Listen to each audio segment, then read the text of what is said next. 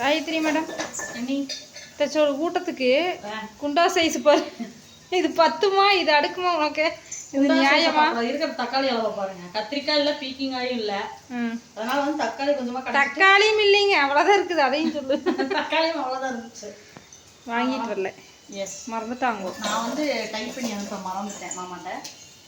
இப்போ வந்து இட்லி, தோசை, தக்காளி கடையல், அடுத்தது ஒரு புதுவிதமான சட்னி. வாங்க கட்டுற. அதை தான் உங்களுக்கு மெயினாக காட்டணும்.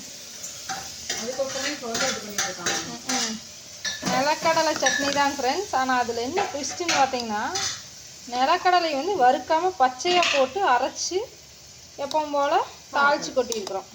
நாங்கள் வந்து வறுத்து அரைச்சோம்னா தாளிக்க மாட்டோம் சட்னி, நிலக்கடலை சட்னியை. ஆனால் இது வறுக்காமல் அரைச்சதுனால தாளித்து கொட்டியிருக்கிறோம். இதுக்கு ஓனர் வந்து, தயாரிப்பாளர் வந்து நவரசன் அவர்கள் இந்த சட்னி தயாரிச்சவங்க.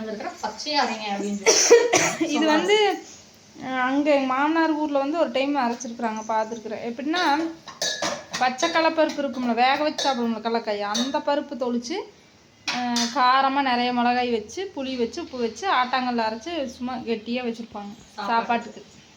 அப்படி பண்ணி பார்த்துருக்குறேன். ஆனால் இது புதுசாக வித்தியாசமாக இருக்குது. வரக்கலக்காய் வந்து அப்படியே போட்டு வறுக்காமல் அரைச்சிருக்கிறோம். எப்படி வரக்கலக்காயை வறுக்காமல் பச்சையாக போட்டு அரைச்சிருக்கிறோம்.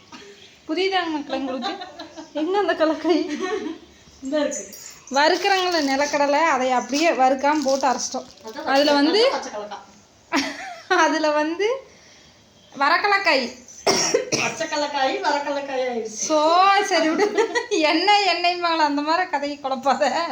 அந்த கடலப்பருப்பில் வந்து மிளகாய், புளி, உப்பு மட்டும் வச்சு அரைச்சி இப்போ தாளித்து கொட்டி வச்சுருக்கோம். இப்படி நீங்கள் சாப்பிட்ருக்குறீங்களான்னு கமெண்டில் சொல்லுங்கள், மறக்காமல் சொல்லிடுவோம். ஆமாம், இப்போ இட்லி வெந்துட்டு சூடாக காட்டுறேன். அதையும் காட்டுவேன் நான். காட்டுங்க, யாருமே இட்லி பார்த்தது இல்லை, காட்டுங்க.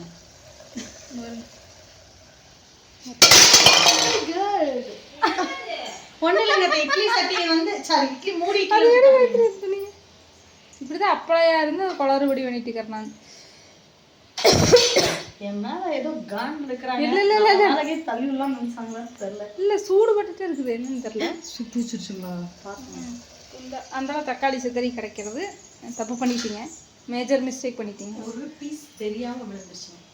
இதுதான் இன்னைக்கு எங்கள் வீட்டில் நைட்டு சமையல். உங்கள் வீட்டில் என்ன சமையல் அப்படின்னு சொல்லி சொல்லுங்கள். காலையிலேருந்து வீடியோ எடுக்கல, இப்போவாது இந்த திருமுகத்தை காட்டலான்ட்டு ஒரு வீடியோ பார்த்துங்க. சைடு நேர் எடுத்து வலிச்சு எவ்வளோ வலிக்க முடியுமோ அந்த